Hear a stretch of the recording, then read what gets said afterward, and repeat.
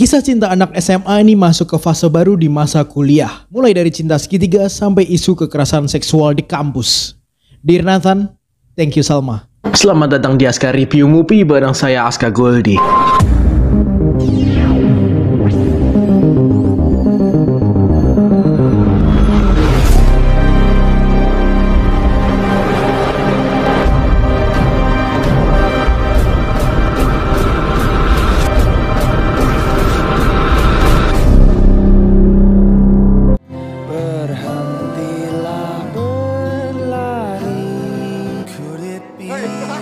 Kalau cerah banget, Nat, si tampan harus menerangi si cantik malam ini.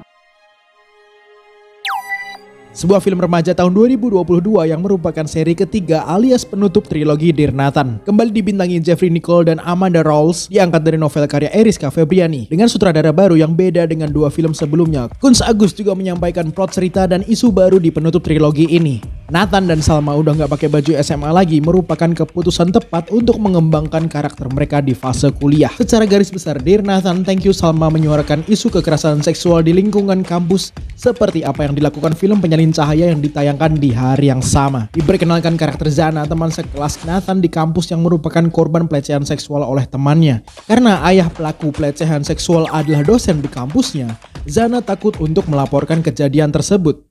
Zana memilih bungkam dan berlindung dalam komunitas Love Yourself bersama Rebecca di dalamnya. Rebecca kemudian meminta bantuan Nathan untuk menyelesaikan masalah agar Zana bisa memperjuangkan menindaklanjuti pelaku pelecehan dan melupakan traumanya. Hubungan Nathan dan Salma masuk ke fase baru lebih dari cerita cinta anak SMA. Semakin complicated dan tentu saja ada cinta segitiga dengan musisi indie bernama Afkar yang diperankan oleh Ardhito Pramono. Konfliknya lebih dewasa dan serius seiring dengan bertambahnya usia para karakternya. Pendewasaan karakter pun merubah visi dan misi mereka serta cara berpikir mereka, serta sudut pandang antara Nathan dan Salma, dan hubungan cinta mereka ini mulai menggunakan logika meski tetap ada gombalan-gombalan basi demi memancing reaksi penonton. Geli-geli menyebalkan gitulah, you know lah ya. Dan sepertinya cuma Nathan, si bocah narsis nggak ketolong yang doyan bilang tampan sepanjang film. Ya udah sih, untung ini Jeffrey Nicole yang bilang, ya anggap aja kita memvalidasi ketampanan dia gitu ya. Oke, skip. Isu kekerasan seksual pada perempuan juga menjadi nyawa cerita yang serius tapi dieksekusi cukup ringan. Seharusnya pesan film ini bisa diserap sama generasi Z secara general. Dear Nathan bukan hanya sekedar cerita cinta anak muda yang penuh gombalan manis, tapi juga ada rasa bitter yang membekas di pikiran dan awareness tentang kekerasan seksual itulah yang paling penting.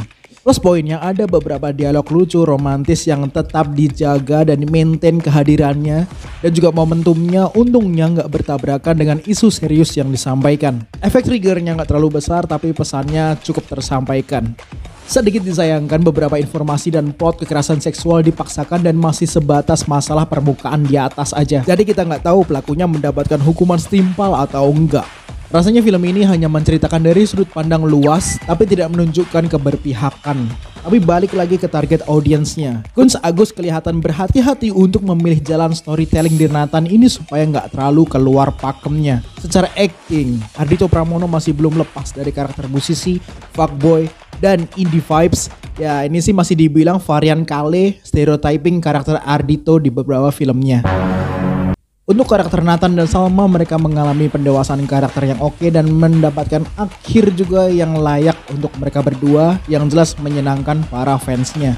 Overall drama romance ini layak ditonton mengingat mereka membawa pesan baik untuk generasi muda tanpa menggurui. Untuk nonton Dear Nathan 3 ini sebaiknya sih kalian nonton dua film sebelumnya dengan mengenal karakter dan universe-nya dari kejadian-kejadian yang udah terjadi. Film ketiga akan menjadi lebih emosional dan rasa bonding karakter dan penonton juga kebentuk.